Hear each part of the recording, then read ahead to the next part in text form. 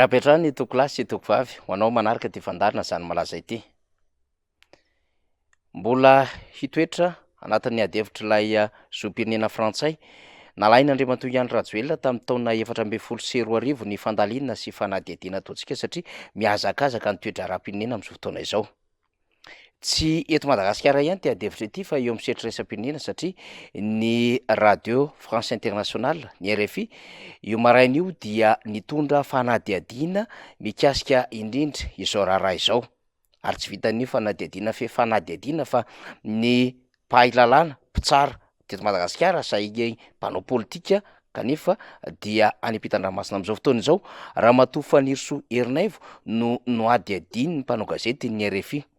Ramatoa Fanirisoa Erinaivo izay diso fantatsika fa mpitarika ny RMDM any ampitan-dranomasina ary mitarika ny fikambanana ADM kanefa dia anisan'ireo mpanohatra malailay amin'ity fitondran'ity ary sakaiso maso amin'ny fanjakana Rajoelina. Ramatoa Fanirisoa Erinaivo ihany koa anisan'ireo tena atahoran'izao fitondram-panjakana izao kanefa dia nahasehatra teo anivon'ny Radio France Internationale. Ataontsika hoe voaray volana teo eo zay ny tranga zay nanenjehana azy teo amin'ny sehatry ny fitandrona ny filaminana frantsay izy sy Andriamatoa Marco Randrianisa ary de tena nioraka mihitsy niezaka nilalao teo amin'ny lafiny serasera ny mpanohana ny fitondram-panjakana ary de tena niandry ihany koa ny amin'ny hoe tokony hisy izay fampidina any Fanirisoa Erinaivo sy Marco Randrianisa zay anisan'ny mpanohatra malailay ho isika ny ampitan-dranomasina any ary tsy levon'ny vavony ny fitondrana Rajoelina amin'izao fotoana izao.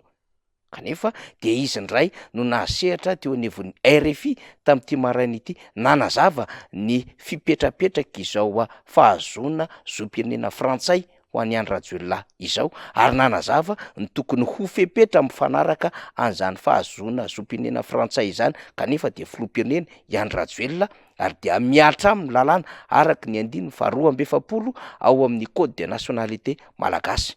Hoenitsika avy hatrany ity fanadihadiana nataon'ny mpanao gazety ny RFI tamin'ny maraina ity. Président malgache a la nationalité française et ça pourrait lui coûter son poste. Le décret de naturalisation d'Andry Rajoelina vient d'être rendu public la semaine dernière, signé il y a 10 ans par le Premier ministre Valls et le ministre de l'Intérieur Cazeneuve. Possible récompense au chef d'État malgache pour avoir accepté de se retirer temporairement de la vie politique. En 2013, il dirigeait alors l'autorité de transition. Le quadragénaire remporte finalement la présidentielle en 2018. Problème, l'article 42 stipule que tout malgache majeur qui acquiert volontairement une autre nationalité perd sa nationalité malgache, ce qui rendrait le président inéligible, développe la juriste et opposante Fanirisoa Erinaivo dans une vidéo Facebook.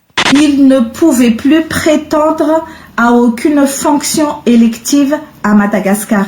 Que l'on soit bien clair, il est en violation de l'article 46 de la Constitution qui stipule que tout candidat aux fonctions de président de la République doit être de nationalité malagasy. À l'approche d'un scrutin présidentiel en novembre, l'opposition dénonce donc aussi un mensonge et une faute morale et accuse le chef d'État d'avoir fait allégeance à un autre pays.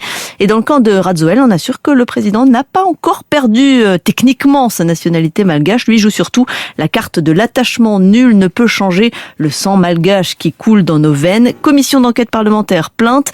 La polémique est loin d'être close. Les pays étrangers pourraient avoir un rôle crucial pour l'avenir du président. Miroso ny raharaha amin'izao fotoana izao ary ny frantsay zany taorina ny fivoahan'ny antotan-taratasy, taorina ny lahatsoratra nataony Le Monde Afrique dia mivoaka eo anivon'ny RFI ny raharaha amin'izao fotoana izao.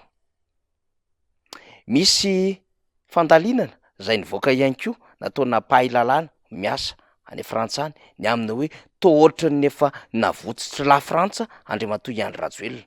Ary rehefa mandinika tokoa ny am'zotran-draharaha samihafa dia mandalo am'izany kiondalana zany ity raharaha ity satria ohatran'ny efa mazavazava ny position na ny mety hevitra la Frantsa momba n'Andriamatoa Andry Nirina Rajoelina.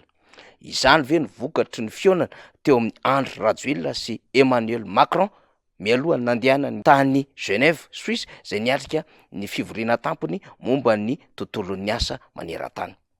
Satria taorian'izay manko de mipoaka ity atota taratasy ity ary dia nanehoany ireo mpanao politika sy fiarahamonim-pirenena ary ireo manam-pahaizana malagasy samy hafa ny hevina manoloana indrindra izany fizakanjo vahiny zay anana ny filoham-pirenena izany, ka mahavery ny fizakanjo malagasy zay nananany. Navoatra la Frantsa raha ve Andriamatoa Iany Rajoelina fantaniana mipetraka zany, ary ny manamarika zany de hoe ahoana ny hivoahany antota taratasy miafina dossier confidentiel tahaka izao, na de azo lazaina ihany aza hoe tokony rehetra no manana accès amin'ny journal officiel dia apetraka ihany zany fantaniana zany, satria tsy ny journal officiel ihany no atao hoe antota taratasy fa ny didim-panjakana amin'ny alalan'ny décret zay ny soniavo Manuel Valls sy Cazeneuve zay ministry ny tany frantsay tamin'ny andro Inga Hollande. Akoatr'izay ho an'ny eto an-tanindrazana dia efa mazava nambarany ny antoko tiako Madagasikara fa manamafy izay fanazavany izay ny faneho-kevitra entin'Andriamatoa Andriamorasata Julien momba io andininy fa 12 ao anatin'ny code de nationalité malagasy io. Enoantsika indray zay fanazava-kevitra izay. Mazava ange zany ny fanazavan'ny mpailalana teo de le article 42 ny tsaro fantatsika 42 am'le ordonnance 60/64 tamin'ny 22 juillet 1960 mikasika ny code de nationalité. Tsotra be le izy foana zany ny nationalité malagasy raha ohatra izy ka nanao fangatahana antsitrapo an'le nationalité française, zay ngamba de fa ampy zay nazavantsika fa foana ny nationalité malagasy zany filoha ankehitriny zany président Andry Rajoelina. Manomboka mazava izao zava-misy zao, tsy ara-dalàna izany ny hitondrany Iany Rajoelina any Madagasikara, ary ny fifidianana 12 mihitsy no hiverenana noho izao ady hevitra izao, satria nafen'ny Iany Rajoelina raha arak'izao fandehan-draharaha izao zany ity resaka fizakanjo frantsay ananany ity, ary tsy mitombina ny amin'ny hoe mizaka zom-pirenena roa Iany Rajoelina, zany hoe zom-pirenena malagasy frantsay, fa zom-pirenena tokana ihany zakany am'izao fotoana izao de zom-pirenena frantsay. Ny manam-pahaizana malagasy mpampianatra mpikaroka mpampianatra mivondrona ao anatin'ny CSS, zany hoe syndicat mpampianatra mpikaroka mpampianatra zay ato anatin'ny Sapanantananarivo dia nanao fanambarana ny omaly. Akoatra ny fanazavana izy ireo ny am'ireo olona fitakiana zay ataony dia nitondra fanazava-kevitra ny amin'ny raharaham-pirenena ihany koa ny CSS, zay nilaza fa manjaka loatra ny gabraraka ny fahantrana ary ny tsy fandriam-pahalemana eto Madagasikara. Fa antsindriny izy ireo ihany koa ny amin'ny hoe misy ny fanitsakitsahana lalam-panorenana ataon'ny mpitondra am'izao fotoana izao. De nitsorin'ny CSS fanotohinana ny malagasy zay masy mandidy amin'ny taniny. Zany endrika fitiavan-tanindrazana, zany endrika fijoroana zany dia raisina ho zava-dehibe amina mpampianatra mpikaroka mpampianatra zay vatona sondrotry ny tany manam-pahaizana malagasy ka tsy mitaza-potsiny ny zava-misy zay lalovan'ny firenena ankehitriny. Arak'izany dia hanangana cellule de crise handinika ireo raharaha marolo zay nitantsainy ireo, indrindra fa misy mpitondra zay tsy malagasy eto Madagasikara. Akoatra ny CSS ny vovonana lera ihany koa dia nanambara ny heviny tamin'ny mpanao gazety tamin'ity androany ity.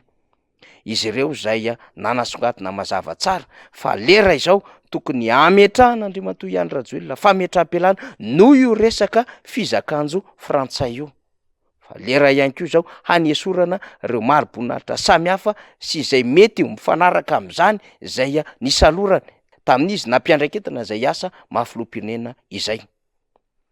Ny ady hevitra mandeha am'izao fotoana izao de hoe ny fanafenana Andriamatoa Iany Rajoelina ny fisiny zany antota taratasy sy fizakanjo frantsay zany, midika hoendrika famitahana, fanitsakitsahana ary famadihana tanindrazana ho an'ny lalàna eto Madagasikara izany resahantsika izany.